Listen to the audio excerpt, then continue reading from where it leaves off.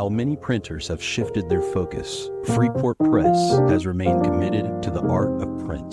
For companies that need a printing partner for magazines, look no further than Freeport Press. We offer the capabilities a customer would expect from a national printer while offering the level of customer service clients expect from a family-owned business. Freeport Press. We do print, and we do it well. freeportpress.com.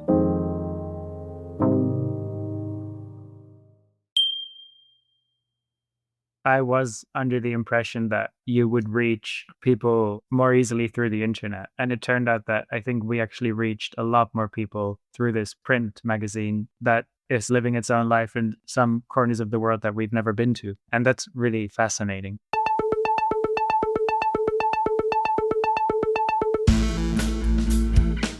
You may think a magazine called Famous for My Dinner Parties would be about food or entertaining, and I wouldn't blame you if you did. You wouldn't be wrong, but you also wouldn't be right. Taking its name from Robert Altman's film Three Women, Famous for My Dinner Party started as a pandemic-inspired digital project among three friends, Junshen Wu, Sandra von Mayer-Myrtenheim, and Yannic Moeken in Berlin, and has evolved into a proper magazine and media brand, and along the way has won an engaged and broad audience far beyond Berlin, something that continues to surprise the founders. The magazine is slightly odd, if I'm being honest, idiosyncratic, thoroughly compelling, and undeniably beautiful. It's also almost entirely done in-house, including all the design, photography, and writing. And despite this, or maybe because of it, the thing works. Whether or not this method, or lack of one, is sustainable is another question. And just to be clear, there is not a single recipe in the magazine, just a whole lot of ideas. This is a magazine, then, editorially and conceptually built around vibes. Fuel for a discussion, perhaps, at your next really great dinner party, whether or not you aspire to any sort of fame. My name is Arjun Basu. I'm not famous for my dinner parties. I'm only famous for my eating. You're listening to The Full Bleed. So let's get right to it. What is Famous for My Dinner Parties? We started off as a project that we really didn't know what it would become, but it's turned into, most straightforwardly, a magazine that comes out whenever we're ready. So far, we've done 3 issues, and it's essentially, I would say, a kind of bundle of essays with visuals in the form of photography and illustrations, for which we use food in kind of the broadest sense of the word as a lens to tell stories and to look at cultural and societal issues. Yeah, that's it, I guess. Okay, so before we go on, let's just introduce the members of the team. I think this is the first time we've had 3 people on, and it's probably the first time that this is the team. So if you could just introduce yourselves one at a time, that would be great. I'm Junshen, and I would be in charge of most of the visuals. And for example, for the latest issue, I've done all the photography in the issue. I'm Sandra. And as Junshen said, we develop ideas together and how we visualize the magazine, how everything comes together. But each of us has one speciality working. So Junshen, he's a photographer and takes care of everything on the website and Instagram a lot as well. While I'm more like, say, in a classical way, probably the managing director. I take care of the acquisition of partners we work with together. I'm trying to set up collaborations with potential partners. And then there's Yannic. Yeah, that's me. I do most of the writing for the magazine. And also, we work on photo shoots together, and I do a lot of the actual food bit, the food styling. Writer and food styler. Okay, so let's do a little quick history of this, because you didn't start as a magazine. You started as a website. So what was the idea? Why did you start the website? We started this at a point in, I think, all of our lives where we were just looking for something, for a project of our own, where we could bring in some of our ideas or things we were thinking about and find a way to share them with an audience. We would just meet over dinner for a long time and talk about stuff that interested us. And over time, this idea narrowed down of the way we wanted to use food as a lens to discuss issues. And I think, at first it wasn't like paper or print product wasn't really a thing we ever really thought about. We just wanted to find the easiest way to share this with people, and the internet seemed like the way to go. And so that's what we did. We started in February 2020. We launched our website and our Instagram page and just started posting articles, writing essays, taking pictures. And slowly some stuff started moving from there, but it wasn't an avalanche of success, I would say. And it changed. I don't know. I wouldn't say that it wasn't a success. I guess like it was a starting point. And I think we didn't have a clear vision that we now start and this is our target. We just had an idea that we want to tell stories through food. And we rented a studio and we met there, we developed the ideas. And I think in the beginning, it was like quite clear that we wanted to have different pillars, that we will be an online magazine, but that we also do exhibitions, that we do events, everything evolves around food. That was the idea. But then Corona hit all of us and we weren't able to do any of the public events and invite friends around and share food and ideas. So that's why we concentrated on the online magazine in the beginning. And it just grew very organically. Yeah, it was actually a reaction to the circumstances. We had plans. We wanted to express ourselves. We wanted us to work, to bring our work into this world through the lens of food and through different aspects of it, like through text, through visual arts, but also through like offline events that we either eat together or like exhibitions about food. But because all of that was not possible for us, but we still felt the need to create. So we kept the online platform. We just kept writing, kept photographing 2-3 years. And then we thought, oh my God, I think we're ready to bring this to a magazine. So did you go straight from the website to the magazine after the pandemic was over? Did you have events? Did you start building that community that way? Or was it online and then it went into real life and then you went into print? Yeah, we did have events. I think what we didn't do, which we maybe planned in the beginning, is to have actual dinner parties, which would make sense with the title. Because it turned out that our studio space wasn't really suitable for hosting dinners or cooking. So you weren't famous for your dinner parties. No. We were not. No, that title came from when we were thinking about a title, which turns out is pretty difficult. I rewatched a film that I really liked from the 70s. It's a Robert Altman film called Three Women from 1977. And then suddenly, at one point in this film, the Shelley Duvall character in it says, "I'm famous for my dinner parties." And I liked that line a lot. And at first I thought I just wanted to make a t-shirt that said, "I'm famous for my dinner parties."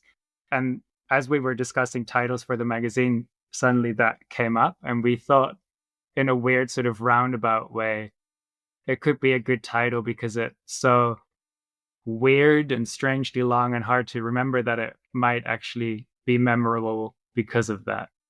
Which, I don't know if that works. But we also do have the t-shirts. Yeah, my joke for a long time has been that if it works on a t-shirt, your brand is good. The t-shirt is the ultimate test.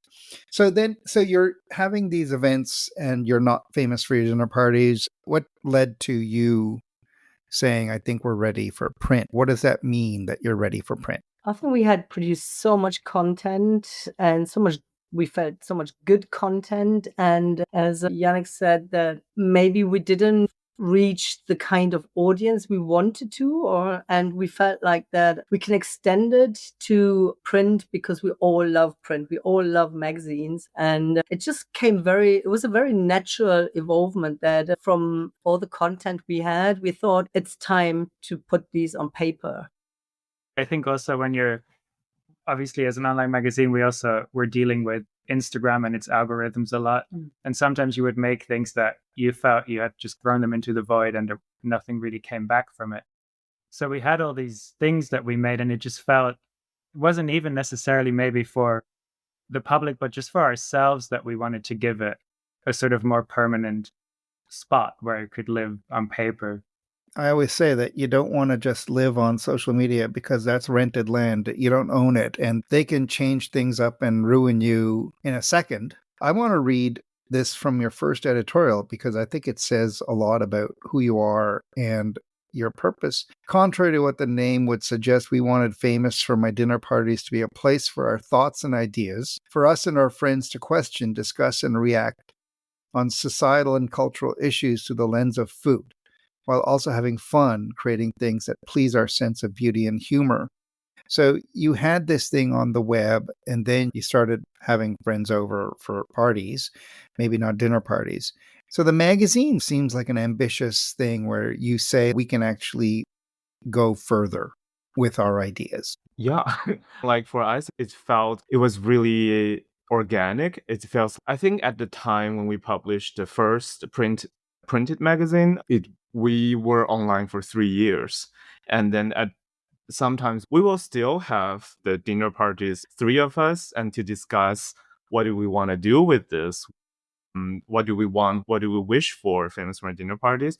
And then I think at that year, somehow it came to all of us as, oh, maybe we want to go print. Back then, we were just like, oh, it's just a natural decision. But I think it's also, we've been doing this for 3 years. It feels kind of like a graduation ceremony to let's let all this content we've done in the COVID time, let them graduate, and then let's enter into high school.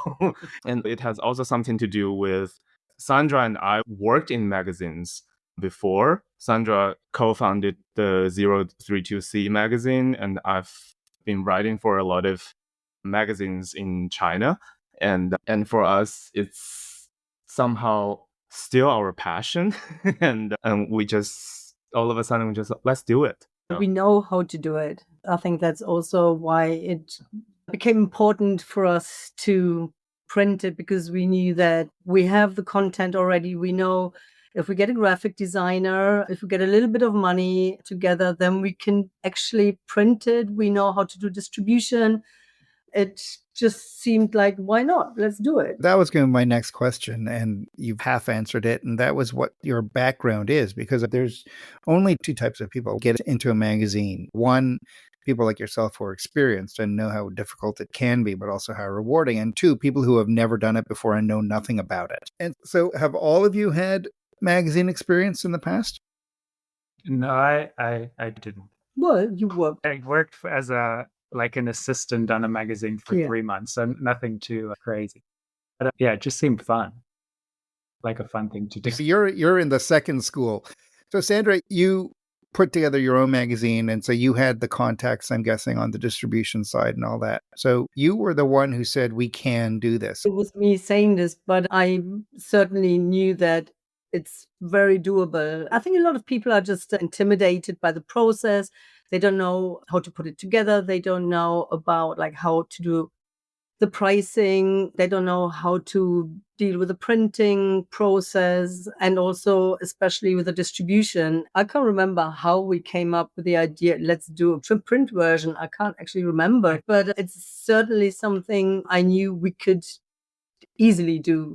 It's there, it's all there. We have everything on hand to do it, and that little bit of money we need to do printing, we get as well from somewhere. And Junshen, you said you had worked at magazines in China. Were you working on the art side or the production side, or what? I was actually a journalist. Okay. Yeah. So I think I started working in general when I was in Japan in a magazine called Tokyo Graffiti. And I was there as a editorial assistant. And I always loved magazines. And then it was the first time I was working there. And I was like, oh, I'm just going to assist the editors. And then in this magazine, the editors did everything. They did the photography, they did the layout, they did the sales, they did distribution. So I learned a lot from them, from every aspect of making a magazine. And then I was in China, I was writing for a lot of commercial magazines, mainly like fashion magazines. Yeah, and then I was here. And so I should just tell our listeners that here is Germany, or in Berlin. Yeah, here's correct? Germany. Yeah. And Yeah. Yannic, where are you from? I'm Dutch. I'm from the Netherlands. Okay, that's what I suspected from your accent. So Sandra's the German here. Okay. It took me 3 issues to figure out that this wasn't really a food magazine at all.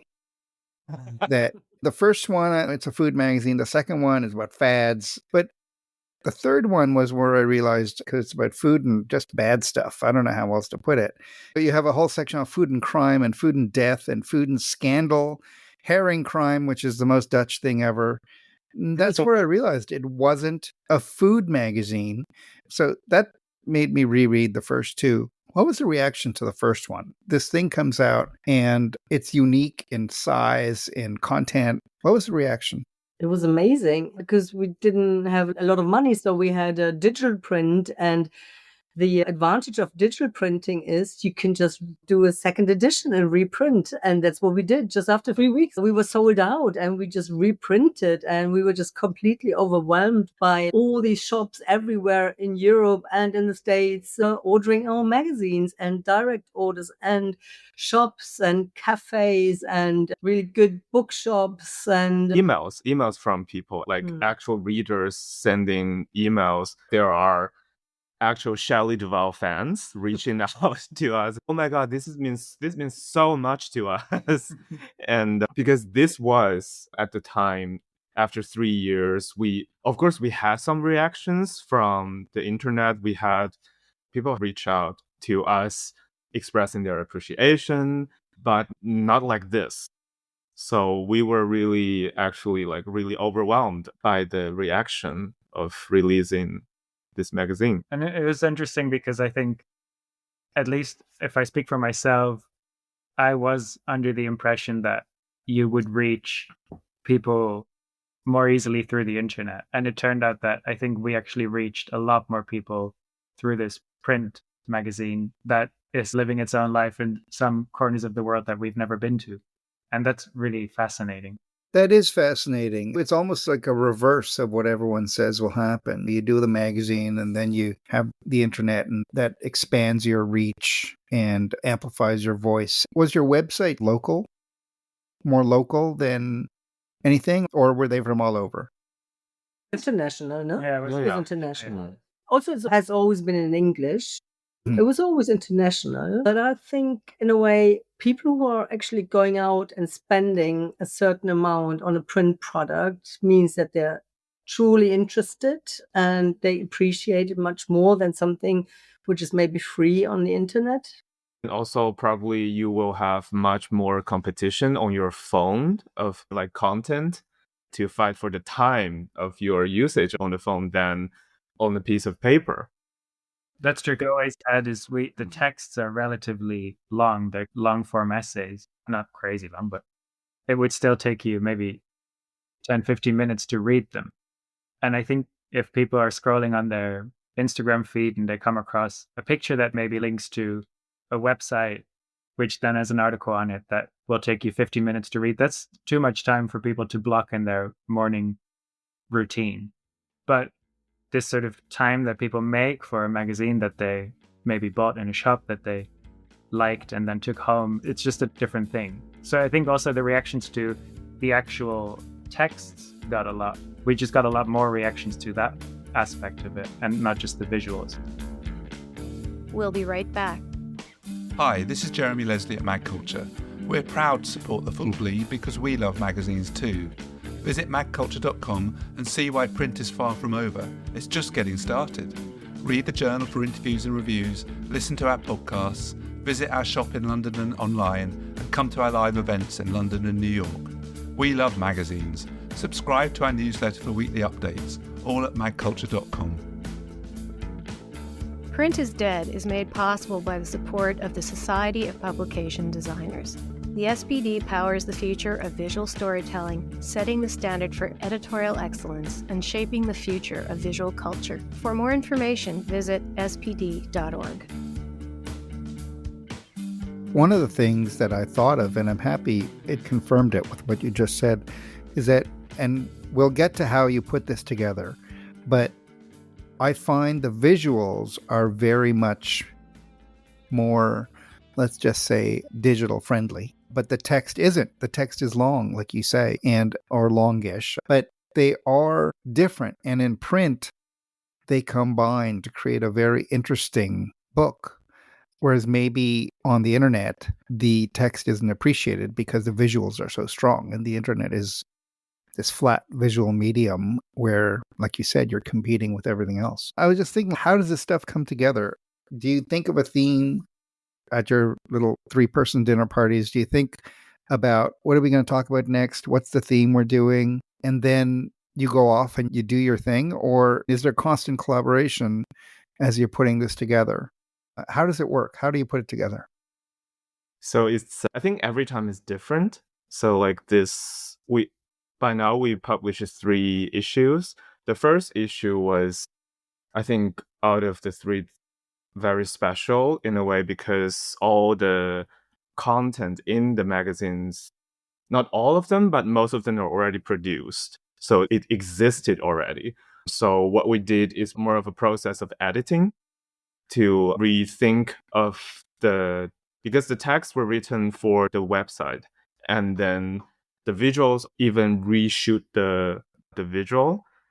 But the second one is more like, so we want to explore in the magazine making into the themes. So we first had the theme, and then we started to think about the content, the text, the visuals we have in our archive, and then also start reaching out to people to contribute for this specific theme. And for the third one, we had a slightly different approach. Yannic went into some kind of like I would say it's like a writing retreat. So it's like he just gave him some time. I'm just going to write a lot of text, a lot of articles, just going to write without thinking about, is there a topic? Is there a specific theme? And then look at it later just to find out, they all surrounded about something, not a thing, but more like a vibe, more like a feeling. Yeah, I was at that point, like late last year, I was a little disillusioned about the world. It's a little dark. A little, yeah. Yeah, so, and then we build on that. Also, the actual production is also different. So this time we kept it more closed because it's a feeling, it's something more, it feels like more internal, more intimate. We decided this time we just produce it ourselves without the contributors. Except for illustration. But the next one, we have no idea how this is going to go. Okay, so you don't have a system. And what I think is crazy, at least to me as a writer, is that Yannic is writing almost all of the text. Just listening to you guys talk about the process or the lack of one, do you think you will get into a rhythm? Because to me, it doesn't seem sustainable in its own way. If you're doing something different every time, then you're probably doing some things that you shouldn't be doing every time too, because you don't have a plan. Despite the experience you have making magazines, do you see yourself going to a place where it's more formal? Do you see yourself going to a place where Yannic isn't writing everything or Junshen isn't taking all the photos? Where is this going? I think definitely it really depends on what's the next gonna be, because it could also be the next issue. I'm not gonna take a single picture anymore. We're just gonna call for contribution. But the last one was definitely very special. It feels like more like an album, like a music album making than a magazine. But I think it's a lot of different projects under a format of a magazine. I think in a way, I understand what you're saying, but it also feels very sustainable this way in the sense that we are self-published, so we can do what we want and we do what we want. So it can maybe what we want is something different each time. And as long as the readers go along with it, I think we're good. It's when it comes down to like us writing or photographing everything in it, it's also not that we do that because we think we do a better job at it than other people would.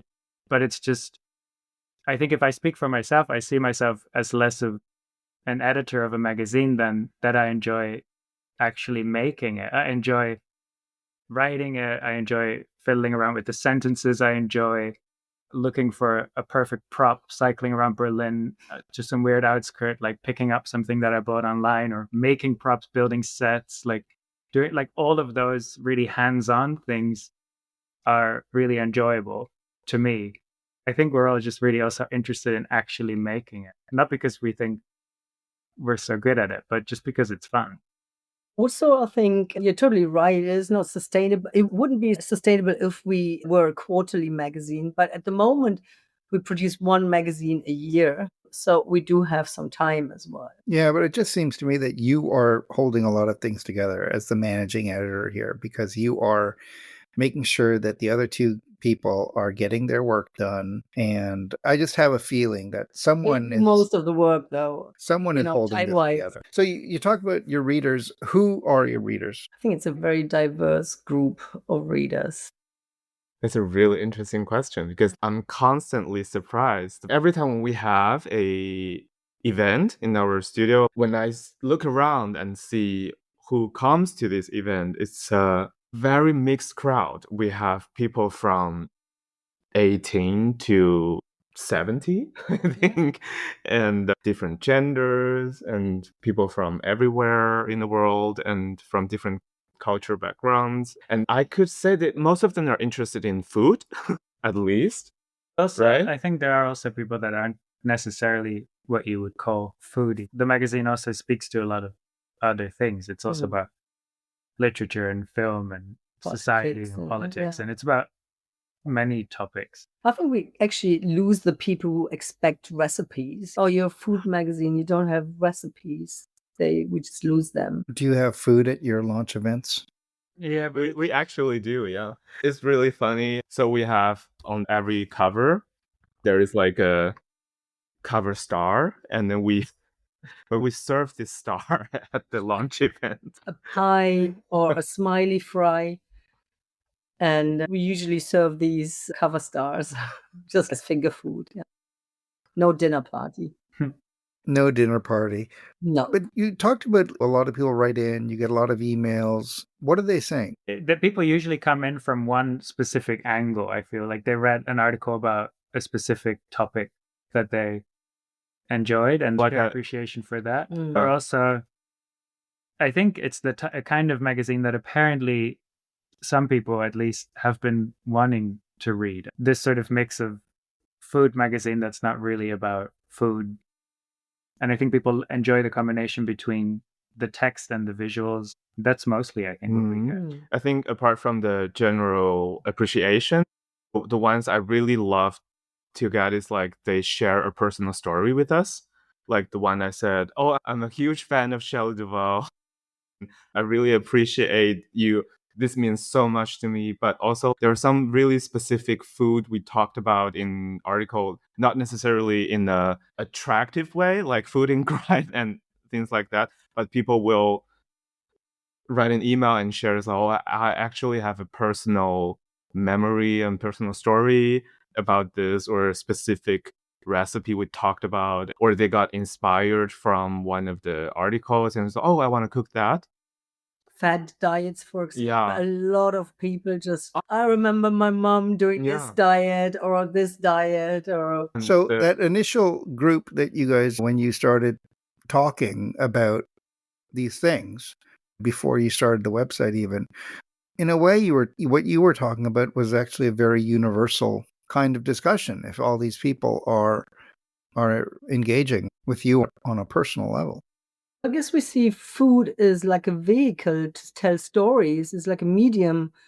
And food tells so much about our society, where we stand. And as you said, you think that the last issue is dark, but we also believe that we're living in pretty dark times. So we still try to introduce a little bit of fun, like The Last Herring. We think there are some funny moments in there, actually. But it is a mirror of our times as well. Indeed. What has surprised you the most about publishing this magazine? What have you learned? That there is always more work than you've thought it is.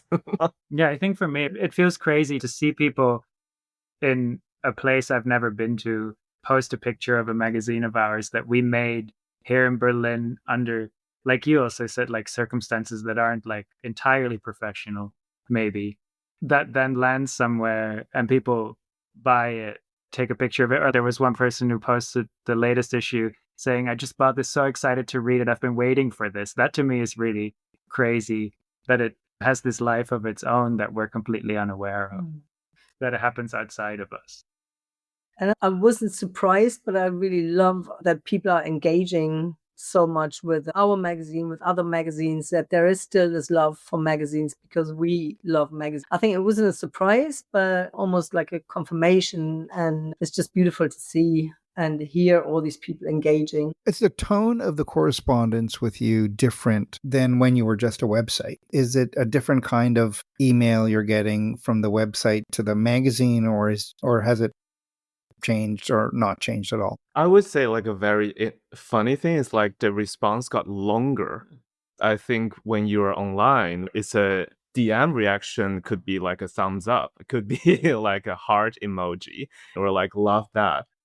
Looks great. But I think when people want to write you an email, they had a longer engagement with the content they have just read. And I think right now the emails are longer. That's the difference.